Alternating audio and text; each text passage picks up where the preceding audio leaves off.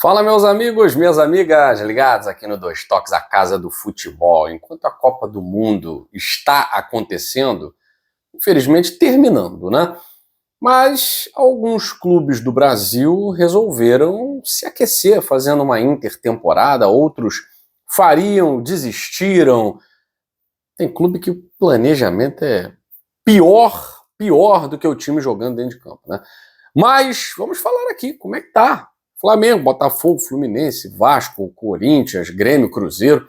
Como estão essas equipes? O que essas equipes fizeram durante todo esse tempo e qual é o saldo até o retorno agora, né? Semana agora, já tem jogo quinta-feira do Campeonato Brasileiro.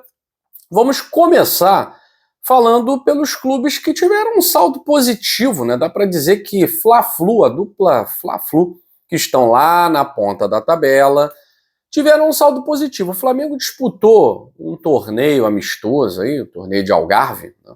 Reunindo Lausanne da Suíça, ninguém nunca ouviu falar, né? Enfim, mas existe. Lausanne da Suíça. Eu conheço Lausanne de São Paulo, né? Clube amador, onde eu joguei em 2000. Lausanne. Achei até que fosse esse. Falei, caramba, nem me chamaram. Lausanne, River Plate, Benfica e o Flamengo. O Flamengo, no final das contas, acabou sendo campeão do torneio amistoso do Algarve com 2 vitórias e um empate. Empatou na estreia contra o River Plate, aliás, camisa do River Plate muito maneira, camisa meio retrô assim. Ganhou do Lausanne 2-0 e também ganhou do Benfica por 2-1. Qual foi o grande ganho para o Leonardo Jardim? É claro que não foi a taça do Algarve, né? No Algarve tem coisas mais legais do que disputar torneio amistoso. Mas foi recuperar jogadores que estavam, até para a torcida do Flamengo, praticamente perdidos. E eu estou falando aqui do Wallace-Yan. O Wallace-Yan, quando chegou no Flamengo, chegou devagarinho, no profissional, mas nas categorias de base já era uma realidade, né? Meio marrento e tal.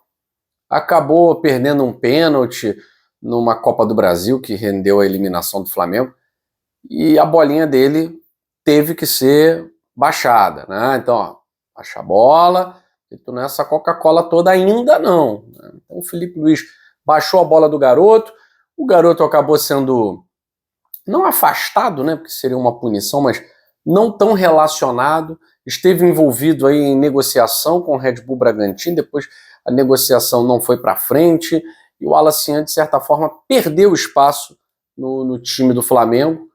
Outros meninos, né, como o Everton, conseguiram ganhar espaço e o Wallace-Yan ficou meio para escanteio. Com o Leonardo Jardim, ele voltou a ser relacionado e dá para dizer que foi um dos grandes destaques desse torneio. O Lohan e o Wallace-Yan, 2 garotos da base do Flamengo. O Flamengo aí fazia tempo que não trazia um grande nome assim, de esperança para a torcida. Vamos ver se o Lohan e o Wallace-Yan, o Everton já é uma realidade, né? Mas vamos ver se esses 2 jogadores conseguem se firmar. Não no time titular, porque o Flamengo tem muitos bons jogadores, mas no elenco profissional do Flamengo. Então, mais do que a taça do Algarve, valeu aí a recuperação desses garotos, desses meninos. Samuel Lino também teve uma avaliação positiva, né, no final aí desse torneio.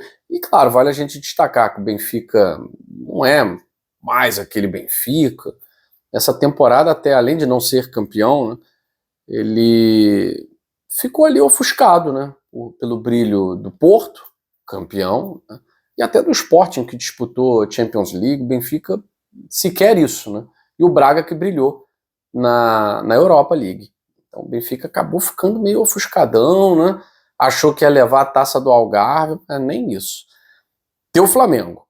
E o River Plate, inclusive, está na briga com o Flamengo para a contratação do Thiago Almada. O River Plate já tinha dado como certa a contratação do Almada, o staff do Almada não confirmou a negociação, o Flamengo também está de olho, mas o jogador, claro, prefere ficar na Europa. Né? Se tiver depois da Copa do Mundo, proposta de qualquer outro clube europeu, é claro que o Almada vai preferir ficar na Europa. E aí vai ter que equilibrar a vontade do clube, vontade dele. E o Flamengo está ali, espreitando, né, para ver se consegue trazer o Almada para o futebol brasileiro. Acho muito difícil, acho muito difícil.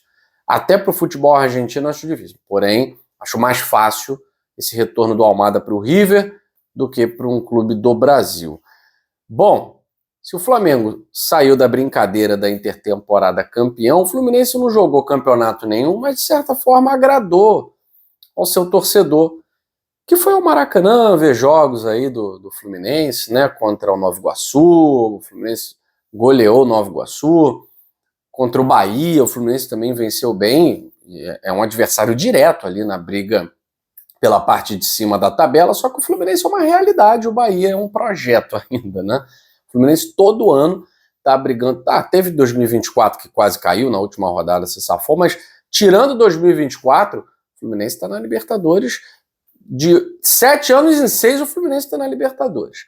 E agora com o Hulk, que fez o seu primeiro gol nesse amistoso contra o Bahia, então o Fluminense vem bem preparado para a retomada do Campeonato Brasileiro. É aquilo, pode ter vencido esses 2 jogos, Nova Iguaçu não vou nem contar, né? Foi mais a apresentação do Hulk e um amistosinho ali para garantir uma vitória do Fluminense. Mas contra o Bahia é um jogo animador, né? Um amistoso animador. Você está ganhando de uma equipe que você já enfrentou e vai enfrentar novamente no Brasileirão, né? O Fluminense pode chegar e perder o próximo jogo. Guilherme, você falou que foi bem. Bom, a avaliação é positiva de Flamengo e de Fluminense. O Grêmio fez um amistoso contra o Cruzeiro e o Grêmio está envolvido aí na contratação mais, não vou dizer, mais badalada, porém, talvez a mais pop do momento, que é o Giovani Cabral, que atuou por Cabo Verde na Copa do Mundo. Eu já tinha dito para vocês que clubes brasileiros fariam propostas por jogadores cabo-verdianos e o Giovani Cabral, um dos destaques do time, é jogador do Grêmio agora. O Grêmio que trouxe o Matheus Nascimento do Botafogo, que, aliás, fez gol. Ontem, destaque para o goleiro do Grêmio. O Grando pegou 2 pênaltis do Caio Jorge, um do Caio Jorge e o outro do Gabriel Peck, que estava estreando pelo Cruzeiro. A torcida do Vasco ficou aborrecida, mas, gente, o Vasco está tentando sobreviver com um novo dono.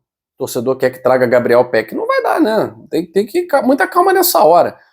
Então o Gabriel Peck foi para o Cruzeiro, uma boa contratação, mais uma boa contratação, só que perdendo 2 pênaltis, o Grêmio venceu por 3-1 esse amistoso jogado em Brasília, né? Claro, o artilheiro Carlos Vinícius deixou o dele, né? O Sinisterra empatou para o Cruzeiro, e aí o Grêmio fez 2-1 e depois 3-1, com o Matheus Nascimento cobrando o pênalti e beijando a camisa do Grêmio. É muito amor, né? É muito amor.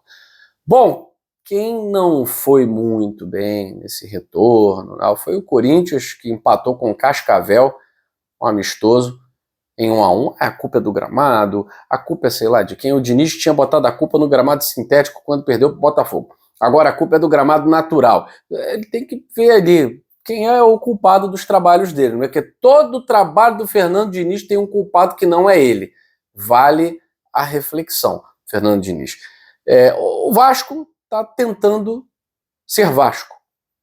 Ele tem horas que é SAF, aí vira associativo, aí vira SAF de novo, aí tem interventor judicial, aí o desembargador Felipe Cury devolveu o Vasco, trouxe o Pedrinho de volta, derrubou aquela liminar. É uma bagunça, é uma zona. E aí Pedrinho voltando, o Lamarck agora volta a negociar, tal. Enfim, eu quero ver dentro de campo como é que o Vasco vai se organizar com o novo treinador. Porque é ótimo para o Vasco ter um novo dono, que é 90% da SAF, tem uma resistência interna, mas o Pedrinho vê como uma salvação. A SAF, antes de começar, ela é ótima.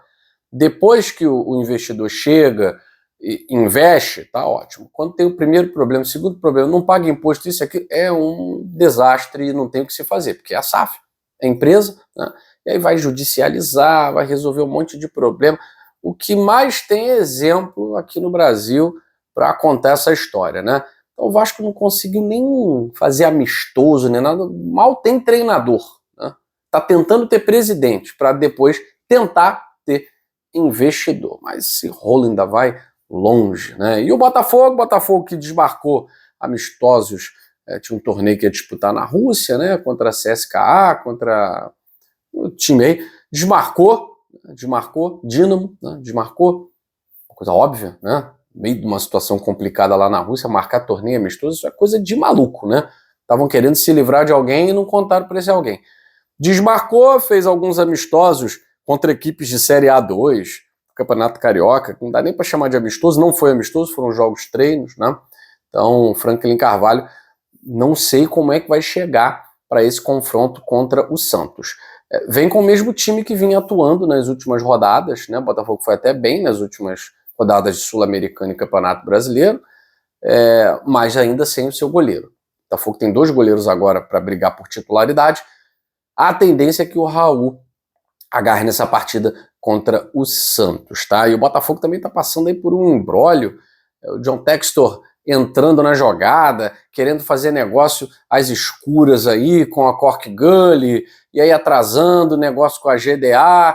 O Botafogo foi lá e deu um golpe na Cork Gully, usando o próprio contrato, conseguiu dar um golpe na Cork Gully, e parece que agora a GDA vai assumir, mas isso é papo para você assistir lá no canal Gigante Glorioso, plantão que o Michael Martins vai comandar no dia de hoje, tá certo? Aqui no Dois Toques, eu peço o seu like, aqui é informação geral, bastidores, amanhã tem Copa do Mundo, a gente volta ao nosso assunto para a Copa do Mundo, mas também é semana de Campeonato Brasileiro e você fica sabendo tudo aqui no Dois Toques, a casa do futebol. Valeu!